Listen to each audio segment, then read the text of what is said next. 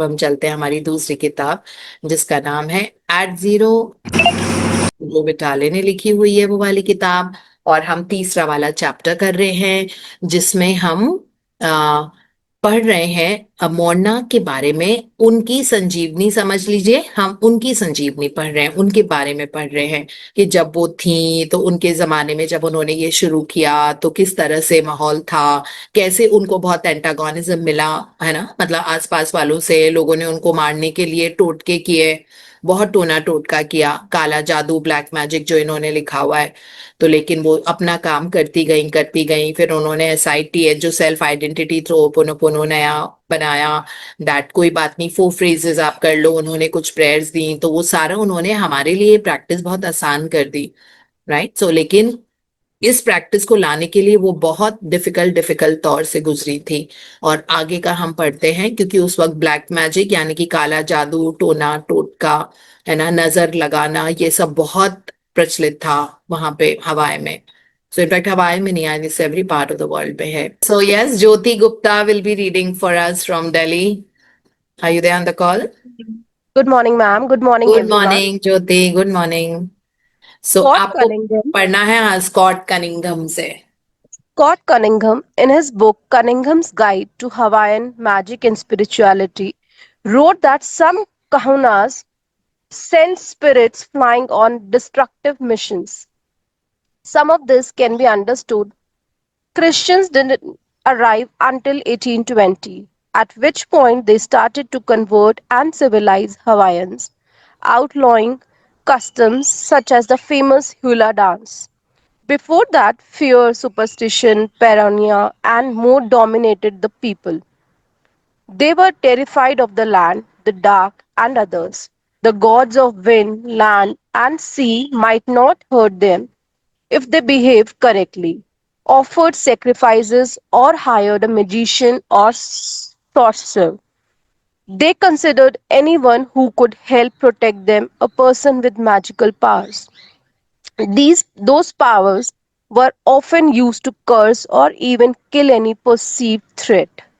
That was early Huna, a psychic weapon. Morna was considered one of the last remaining authentic old school kahunas, but she used her power for good. The difference was that throughout Morna's teachings, she focused on healing yourself. Your well being is enough to influence others. She once went into a hospital and sat with the hospital director. She explained if his hospital was to be more efficient and effective, then he needed to heal himself. She sat with him and read the prayer.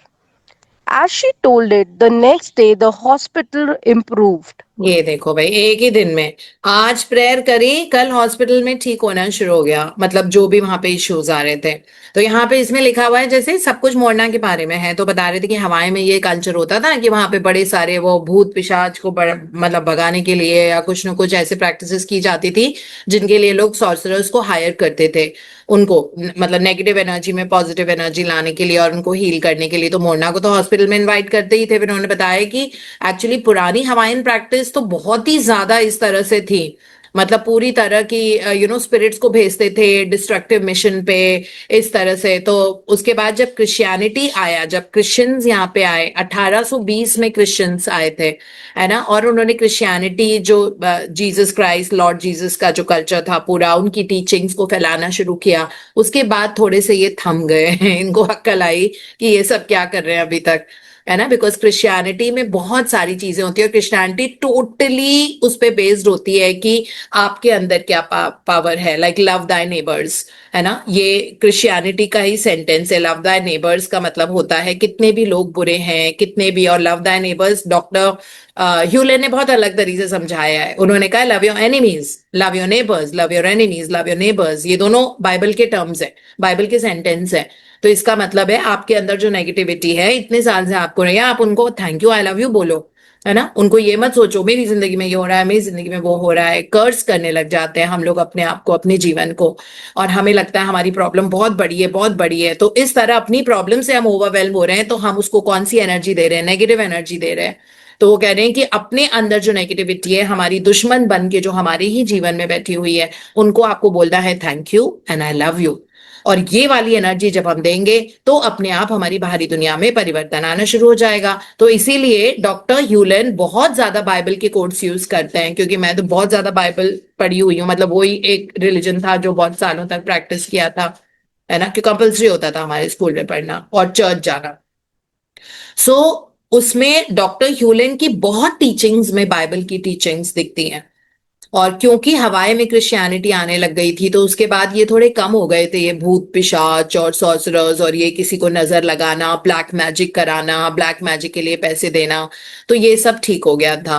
और फिर उसके बाद मोरना जब आई तो वो बहुत अच्छी इंसान, मतलब शी वॉज, इसमें लिखा हुआ है कि ओल्ड स्कूल कहूना थी, बट उन्होंने अपनी सारी पावर को, कीपर ऑफ विजडम जिनमें पावर होती है, जो भी बोलो, बट उन्होंने सिर्फ अच्छाई के लिए यूज की थी अपनी पावर, है ना। सो वहां पे उन्होंने पहली बार ये सिखाया था कि आपके अंदर है सब कुछ जो आपको बाहर देखना है, तो अपने अंदर से आप क्लीन करो, आपकी बाहर की दुनिया क्लीन होती जाएगी। और ये उन्होंने बोला है कि अपने अंदर की जो वेलबींग हम क्रिएट करेंगे ना, तो वो अपने आप लाइक चीजें हमारे अंदर से, नेगेटिविटी हमारी किस्मत को चमकाती रहेगी। तो चमकना अपने ऊपर वर्क करके होता है। ये उन्होंने पहली बार आके हवाई में इस प्रेयर को, जो हवाईन कल्चर था, उसको पहली बार एज अ कहूना ये चीज लेके आई थी। फिर उसके बाद उनका एक छोटा सा एपिसोड बताया है कि एक बार वो हॉस्पिटल गई और जो हॉस्पिटल के डायरेक्टर थे उनके साथ बैठी हुई थी। तो उन्होंने वो डायरेक्टर से जो भी बात हुई होगी, डायरेक्टर ने अपने इश्यूज के बारे में बताया होगा उनको, क्या क्या प्रॉब्लम हो रही है। तो उन्होंने डायरेक्टर को यही बोला दैट अगर आप चाहते हो कि ये हॉस्पिटल बहुत एफिशिएंट और इफेक्टिव हो, तो फिर आपको अपने आप को हील करना पड़ेगा। एंड देन वो दोनों साथ बैठे, वो भी बैठी और उन्होंने प्रेयर्स रीड करी। और इस तरह कर करके जैसे उन्होंने किया, अगले दिन से ही हॉस्पिटल की सिचुएशन इंप्रूव होने लग गई। हाँ जी। Influencing others without saying anything to them isn't new. Phineas Parkhurst Quimby, generally considered the father of New Thought in the mid 1800s, which in time became New Age healing of all types, wrote, "It is an undisputed fact with philosophy, which philosophy has never explained, that persons affect each other when neither is conscious of it. According to the principle by which I cure the sick, such incidents can be accounted for, and it can be proved beyond a doubt that man is perfectly ignorant of the influences that act upon him, and being ignorant of the cause, is constantly liable to the effect." This also helps explain how Dr. Hewlin could bring his peaceful vibration to a chaotic mental ward and have his being in time settle people without them knowing it. They relaxed because of his unspoken calm. He affected them but without saying a word.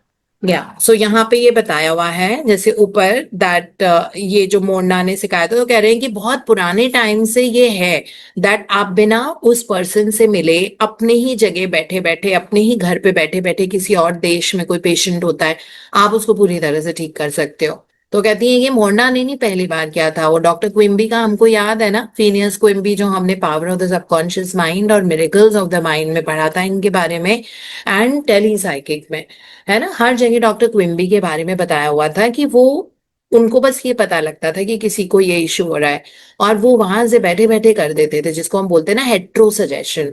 So auto suggestion होता है, जो doctor Joseph Murphy ने power of the subconscious book में हमको पढ़ाया था, जो हम सबने साथ पढ़ी थी इसके पहले।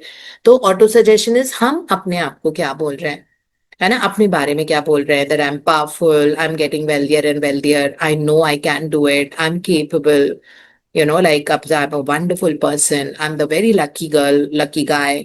तो इस तरह की बातें हम जो अपने साथ करते हैं, उसको उन्होंने समझाया था कि उसको ऑटो सजेशन बोलते हैं। फिर डॉक्टर मर्फी ने हेट्रो सजेशन बताया था कि किसी और के बारे में हम क्या करते हैं, जैसे आप लोग लिखते होगे ना, हम सब लिखते हैं अपने बच्चों के बारे में, फैमिली बिजनेस के बारे में, सारी अच्छी अच्छी बातें लिखते हैं ना। That thank you universe that our children are thriving flourishing, और उनकी बहुत अच्छी जॉब लग गई है। थैंक यू यूनिवर्स दैट हमारे बच्चे बहुत अच्छी हेल्थ एंजॉय कर रहे हैं। थैंक यू यूनिवर्स दैट हमारे बच्चे बहुत अच्छा हेल्दी डाइट और लाइफस्टाइल लीड कर रहे हैं, टाइम से सोते हैं, टाइम से उठते हैं। थैंक यू यूनिवर्स हमारे बच्चे बहुत लाइफ को बैलेंस करके रखते हैं। थैंक यू यूनिवर्स दैट वो बहुत काइंड हार्टेड इंसान हैं। थैंक यू उनके जीवन में बहुत अच्छे दोस्त आ रहे हैं जो उनके जीवन में बहुत अच्छा इन्फ्लुएंस लेके आते हैं। थैंक यू यूनिवर्स दैट हमारे बच्चे ब्राइटेस्ट शाइनिंग स्टार है जहां पे भी होते हैं वहां पे, इस तरह से। तो ये क्या कर रहे हैं हम हेट्रो सजेशन दे रहे हैं, है ना। ऑटो अपने लिए होता है, हेट्रो किसी और के लिए होता है। तो डॉक्टर क्विम्बी अपने पेशेंट्स को हील करते थे, है ना, एक ही जगह पे बैठे बैठे। तो ये बता रहे हैं, मतलब इस चैप्टर में डॉक्टर जो विटाले, कि ऐसा नहीं है कि सिर्फ मोना काहुना जो थी बस वो ही दूसरों को हील कर देती थी, है ना, अपने अंदर रिस्पॉन्सिबिलिटी लेके। इवन डॉक्टर क्विम्बी ऐसा करते थे, वो भी मिड 1800 में। तो जहां पे फिर उसके बाद इन्होंने बताया है कि यही सेम प्रैक्टिस जो मोरना और डॉक्टर क्विम्बी ये लोग जो यूज करते थे, वही तो डॉक्टर ह्यूलन ने भी करी जब हवाई स्टेट हॉस्पिटल में उनका डेप्यूटेशन आया था। वहां पे भी उन्होंने यही की, बहुत ही केओटिक मेंटल वार्ड था वहां पे, तो पेशेंट्स को ठीक करना और वो सारी चीजें, है ना। और उनको पता भी नहीं था वो हीलिंग कर रहे हैं, उनको नहीं पता था, पेशेंट्स को क्या पता था डॉक्टर ह्यूलन हीलिंग कर रहे हैं, उनको कुछ नहीं पता था। उनको तो बस यही लग रहा था कि अब हम ठीक हो गए, ये दवा लेके ठीक हुए होंगे। और ना उन्होंने बाद में किसी को बताया था, जब बाद में ये चीजें आई सामने कि अच्छा उन्होंने किसी का एमआरआई स्कैन सीटी स्कैन नहीं कराया, कोई ऐसे नहीं था कि वार्ड में वो वार्ड टू वार्ड जा जाके राउंड ले रहे हैं, कुछ नहीं किया था। वो बस अपने ऑफिस में बैठते थे, और जैसे इसमें बताया हुआ है कि बहुत लेट आते थे हमेशा ऑफिस, और आते थे अपने ऑफिस में ही बैठते थे और शाम को उठ के चले जाते थे टाइम से। और बस वो पूरे टाइम सिर्फ क्लीनिंग करते थे। किसकी क्लीनिंग? हॉस्पिटल की नहीं, अपनी क्लीनिंग। उनके अंदर जो मेमोरी थी जिसके कारण ये रिप्ले हो रहा था इंसिडेंट्स उनके जीवन में, कि वो यहाँ पे आए और ऐसे ऐसे पेशेंट से मिले, इतने खतरनाक टाइप के, एंड इतने लाइक बहुत ही क्योटिक सिचुएशन थी वहां पे उस मेंटल वार्ड में। तो वो उनको हील किया, बस यही करते थे। तो वो अपनी अपनी क्लीनिंग करते थे, और उनकी क्लीनिंग जो खुद करते थे वो बाहर दिखती थी, दैट वे। हाँ जी। Morna believed that the imagined world was as solid as the real world. She often said, you don't need water as a cleansing tool. For example, that you could in fact imagine water. The same cleansing take place.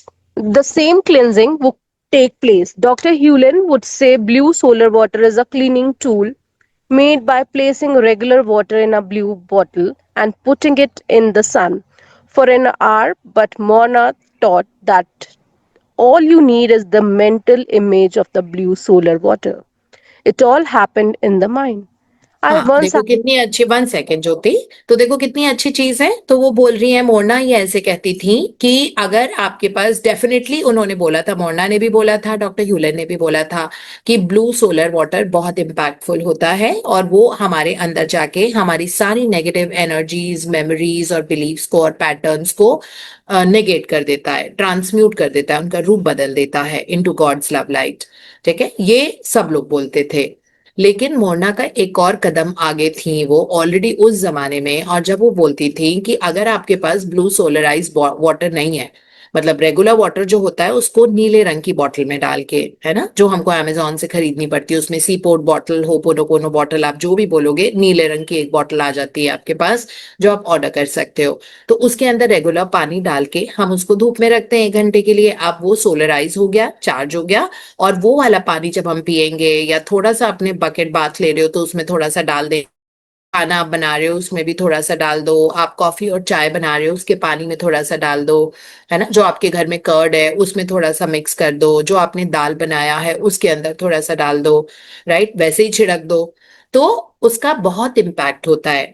ऐसा दोनों बोलते थे, मोना भी बोलती थी और doctor ह्यूलन भी बोलते थे, because it is part of ho'oponopono practice, right. So लेकिन मोना ये कहती थी कि अगर आपके पास बॉटल है ही नहीं, तो आप इमेजिन कर लो मन में ही कि ब्लू सोलराइज वाटर आप पी रहे हो। इमेजिन करने के कारण भी सेम इफेक्ट आएगा, ऐसा नहीं है कि थोड़ा सा कम आएगा, है ना। सो यही उन्होंने बोला है, the same cleansing would take place. अगर आप इमेजिन करते हो कि आप ब्लू बॉटल में से धूप में रखा हुआ पानी पी रहे हो, तब भी आपको सेम इफेक्ट आएगा।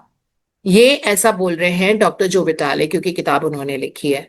तो आई एम श्योर उनको डॉक्टर, क्योंकि वो तो मोरना से कभी मिले नहीं थे, वो तो 2005 में आए थे, मोरना 1992 में अपनी बॉडी छोड़ के ट्रांजिशन ले चुकी थी, है ना, 2005 में। उसके बाद डॉक्टर ह्यूलेन और डॉक्टर जो विटाले पहली बार मिले थे।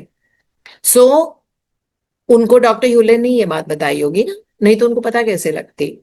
तो डॉक्टर ह्यूलेन ने बताया कि मोड़ना इस तरह से क्लीनिंग की कोई बात नहीं, अगर बॉटल नहीं भी है तो आपका सेम इफेक्ट आएगा। बस मेंटल इमेज आप बना लो कि आप लाइक धूप में रखा हुआ ब्लू सोलराइज वाटर कंज्यूम कर रहे हो। देखो कितना मजेदार है। हाँ जी।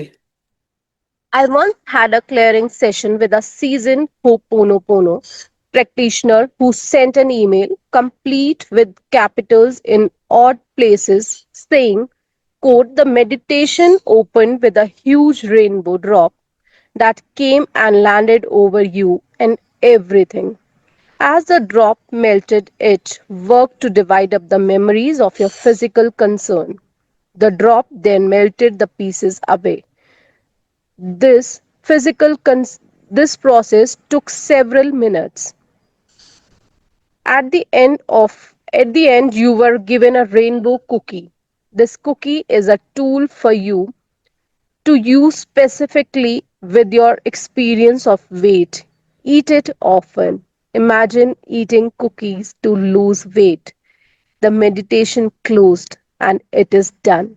Unquote. Very very very interesting. So Jyoti, आज हम इतना ही पढ़ेंगे। Thank you so much, God bless you and for reading so beautifully. Thank you. Thank you so much, ma'am. Thank you. So interesting this is. So यहाँ पे doctor जो विटाले बोल रहे हैं कि एक बार उनको क्लीनिंग की जरूरत थी। तो डॉक्टर ह्यूलेन तो हमेशा अवेलेबल नहीं होंगे ना, वो तो टीचर थे, मेंटोर थे इनके। तो वो किसी सीनियर होपोनोपोनो प्रैक्टिशनर के पास डॉक्टर जो विटाले गए अपनी खुद की क्लीनिंग कराने के लिए, राइट। और उस पर्सन ने फिर ईमेल लिखी और उनको बताया, मतलब उनको मेडिटेशन कराया, और वियर्ड तरीके से मेडिटेशन कराया, पूरी तरह से क्लीनिंग टूल्स। सोचो क्लीनिंग टूल्स कितने इंपॉर्टेंट होते हैं, है ना। उनके सारे मेडिटेशन क्लीनिंग टूल से ही होते थे। मोना भी ऐसे ही करती थी, डॉक्टर ह्यूलेन भी ऐसे करते थे। अब वो कैसे किया उन्होंने मेडिटेशन, कि डॉक्टर जो विटाले बैठे, अब जो लीड कर रहा था मेडिटेशन, जो उनको समझा रहा था, वो उनको ये कह रहा था कि एक बहुत बड़ी रेनबो ड्रॉप आपके आपके जीवन में आई है और आपके ऊपर लैंड करी है, एंड एवरीथिंग अराउंड यू, आपके घर में हर जगह रेनबो ड्रॉप्स आई हैं, है ना। रेनबो ड्रॉप का मतलब पानी की ड्रॉप है, लेकिन उसमें रेनबो कलर होता है। वैसे भी वाटर कलरलेस नहीं होता, उसमें सारे 7 कलर्स होते हैं, बस इस फ्रीक्वेंसी पे होते हैं कि हमको वो नेकेड आई से नहीं देखती है, लेकिन प्रिज्म के थ्रू देखेंगे तो हमको सातों रंग दिखेंगे, पानी के रंग में भी, पानी के एक ड्रॉप में। तो उन्होंने सोचा कि पानी की ड्रॉप आपके ऊपर गिर रही है, और आपके ऊपर जैसे बारिश होती है तो ऊपर से गिर रही है, और आपके सराउंडिंग हर जगह वो रेनबो ड्रॉप गिरी है ना। अब जैसे ही वो गिरी है, अब वो सारी नेगेटिव मेमोरी जो आपके अंदर है, जो अभी चल रहा है, जिसके कारण आपकी लाइफ में कोई इश्यूज आ रहे हैं, उन सारी मेमोरीज को उसने कट कर दिया है। It has divided those memories छोटे छोटे छोटे छोटे हिस्सों में, जैसे काटते हैं ना चॉप चॉप करके। जैसे अगर एक लौकी है तो उसको छोटे छोटे टुकड़े करोगे तो खूब सारे टुकड़े हो जाएंगे ना, जब हम चाकू से करेंगे। वैसे आपकी मेमोरीज कट गई हैं, ऐसे चाकू से नहीं, उस रेनबो ड्रॉप से, जो एक ड्रॉप आई है पता नहीं कहाँ ऊपर से कहीं से, और सारी मेमोरीज छोटे छोटे पीसेस में आपको कट गई हैं। और जो भी फिजिकल कंसर्न्स आपके थे, है ना, मेजरली डॉक्टर जो विटाले तो अपने वेट को लेके बहुत परेशान थे, तो उनको मेजरली ये था, और ये एंड में पता भी लग गया कि उन्होंने ये वाला मेडिटेशन अपने वेट के लिए कराया था। मेडिटेशन नहीं, रादर क्लीनिंग, है ना। और क्लीनिंग टूल यूज किया था कि रेनबो ड्रॉप आई, और उन्होंने उनके वेट को, जो भी मेमोरीज थी उनके वेट से रिलेटेड, उसको छोटे छोटे पार्ट्स में चॉप कर दिया, छोटे छोटे पार्ट्स में। और उसके बाद वो drop melted the pieces away, और वो जो सारे पीसेस थे मेमोरी के, जितने भी मेमोरी के पीसेस थे वो सब मेल्ट हो गए, मतलब वो थिन एयर में डिसअपियर हो गए, है ना। तो this process took several minutes, वो जो भी 5-10 मिनट लगे होंगे। और फिर जब वो पूरी तरह से वो मेमोरीज कट के डिसअपियर हो गई, मतलब गायब हो गई, उसके बाद एक इमेजिनरी रेनबो कुकी मिली उनको खाने के लिए, इमेजिनेशन में, ये सब मेडिटेशन में चल रहा है, ठीक है, सब कुछ इमेजिनेशन में चल रहा है। एक रेनबो कुकी कि ठीक है, आप सारी मेमोरीज को हमने चॉप करके डिसअपियर कर दिया है, गायब कर दिया है, अब आप ये रेनबो कुकी खाओ। और ये कुकी टूल थी जो स्पेशली वजन के लिए बनी हुई थी, आपका वजन घटाने के लिए। तो ये कुकी वॉज अ टूल जिसमें स्पेशली वो, और फिर ईट इट ऑफ्टन का मतलब है इसको बार बार खाओ। ये उनको इंस्ट्रक्शन मिल रहे थे कि और खाओ ये वाली cookie, that way. So doctor Vitale बोलते हैं, डॉक्टर जो विटाले, की इमेजिन आप कुकी खा रहे हो अपना वजन घटाने के लिए, और इसके बाद मेडिटेशन क्लोज हो गया एंड इट इज डन। ये मेडिटेशन था। Can you believe it? दोबारा बताऊं मैं, कि आप एक जगह बैठे हो, मैं एक जगह बैठी हूँ, जैसे मैं आपको बोल रही हूँ कि चलो आप आंखें बंद करो, चलो करो, ये मेडिटेशन कराती हूँ मैं आपको, हाथ छुट्टी का दिन है ना, अगर आप एक जगह पे हो तो बैठ जाओ, ये वाला मेडिटेशन कराते हैं। बहुत क्यूट मेडिटेशन है, ठीक है, आप बैठिए एक जगह, आप अपनी सांसों पे ध्यान दीजिए और 100% रिस्पॉन्सिबिलिटी लीजिए जो भी आपके शरीर में इस वक्त है, बिकॉज ये बॉडी की फिजिकल कंडीशन का मेडिटेशन है। तो जो भी आपकी फिजिकल कंडीशन है, आपके बाल कम है, आपका वजन ज्यादा है, आपको यूरिनरी प्रॉब्लम चल रही है, आपके घुटनों में दर्द हो रहा है, आपको डाइजेशन में एसिडिटी होता है, आपको ब्रीदिंग में एस्थमेटिक लगता है, आपको सोचिए और उसकी 100% रिस्पॉन्सिबिलिटी लीजिए।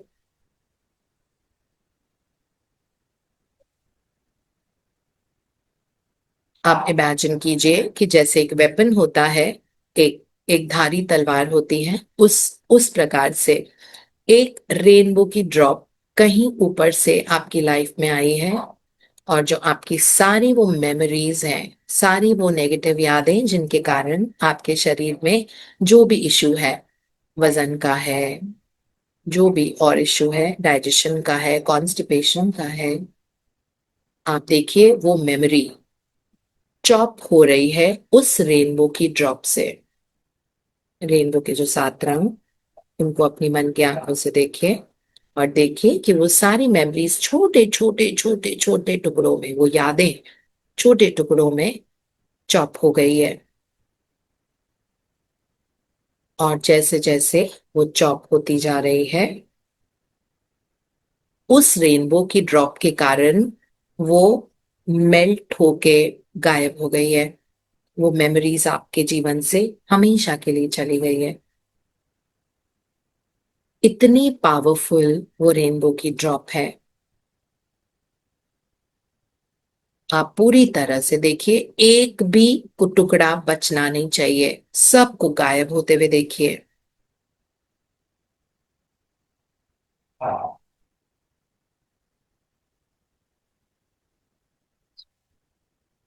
पूरी तरह से। और देखिए नेगेटिव मेमोरीज और ज्यादा चॉप होती जा रही हैं, अभी भी चॉप हो रही हैं।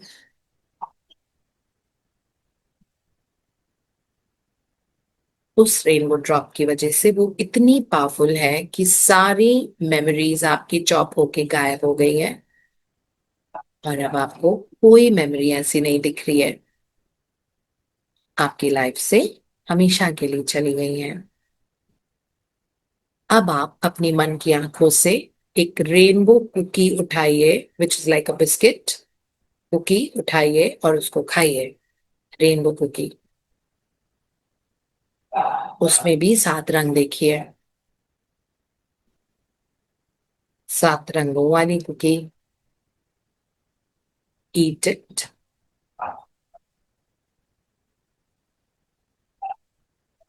अच्छे से च्यू करके उसको कंज्यूम कीजिए।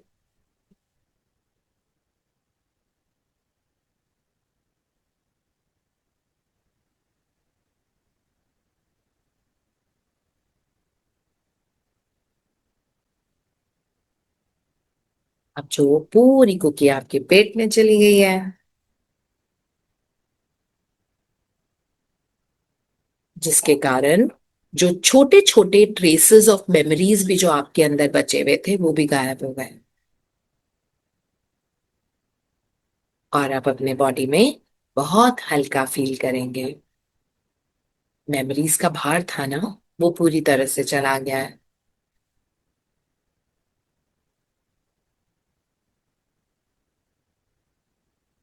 और उसी लाइट हेडेडनेस और लाइट बॉडी के साथ, है ना, जब नेगेटिव मेमोरी जाती है तो सिर भी हल्का हो जाता है, शरीर भी हल्का लगता है। उसी हल्केपन के साथ आप अपनी आंखें खोलेंगे।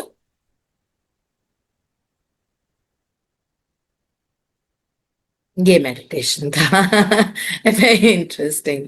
या so this is all we have so far, बाकी का हम कल पढ़ेंगे।